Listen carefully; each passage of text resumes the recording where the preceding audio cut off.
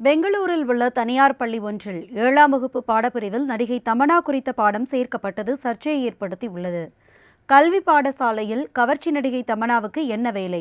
இது குறித்தான விவரங்களை பார்க்கலாம் இந்த செய்தி தொகுப்பில். காந்தி, காமராஜர், ஜவஹர்லால் நேரு, அம்பேத்கர் இவர்கள் வரிசையில் பின்னாட்களில் புதிய புதிய தலைவர்களின் வரலாறு பாடப்புத்தகங்களில் சேர்க்கப்பட்டிருக்கிறது. குறிப்பாக அரசியல் மட்டுமல்லாமல் சினிமா பிரபலங்கள், கிரிக்கெட் உள்ளிட்ட விளையாட்டு வீரர்கள் இவர்களின் பெயர், வரலாறு போன்றவை பாடப்புத்தகங்களில் இடம்பெறப்பட்டுள்ளது.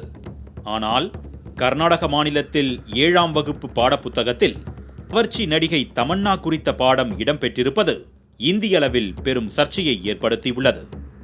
காவாலா பாடலில் கால்களையும் கைகளையும் விரித்து ஆட்டம் போட்ட தமன்னாவை கல்வி பாடசாலையில் மாணவர்கள் அறிந்து கொண்டு என்ன செய்ய போகிறார்கள் என்பதே பலரது கேள்வியாக உள்ளது.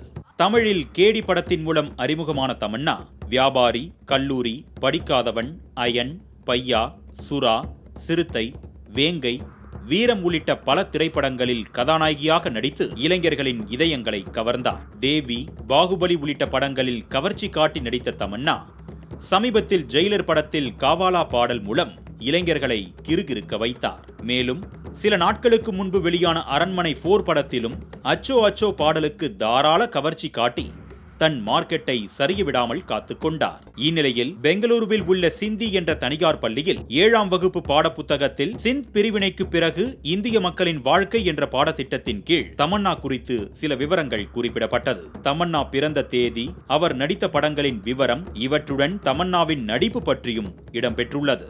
இந்த புத்தகத்தில் ரன்வீர் சிங் உள்ளிட்ட சிந்தி நபர்கள் பற்றியும் இருந்தாலும் கூட தமன்னா குறித்து இடம்பெற்றிருப்பது பெரும் சர்ச்சையை ஏற்படுத்தியுள்ளது. இந்த விவகாரம் விஸ்வரூபம் எடுத்த நிலையில் பெற்றோர் தரப்பில் நிர்வாகத்திடம் புகார் தெரிவிக்கப்பட்டது. நாட்டின் விடுதலைக்காக உழைத்த பெரும் தலைவர்கள், அறிவியல் விஞ்ஞானிகள், அரசியல் புள்ளிகள், கணித மாமேதைகள், தமிழ் புலவர்கள் என இவர்களை பற்றி அறிந்து அறிவை வளர்த்துக் கொள்ளும் குழந்தைகள் தமன்னாவை பற்றி என்ன கற்றுக்கொள்ளப் போகிறார்கள் என்பதே பெற்றோர்களின் கேள்வியாக உள்ளது.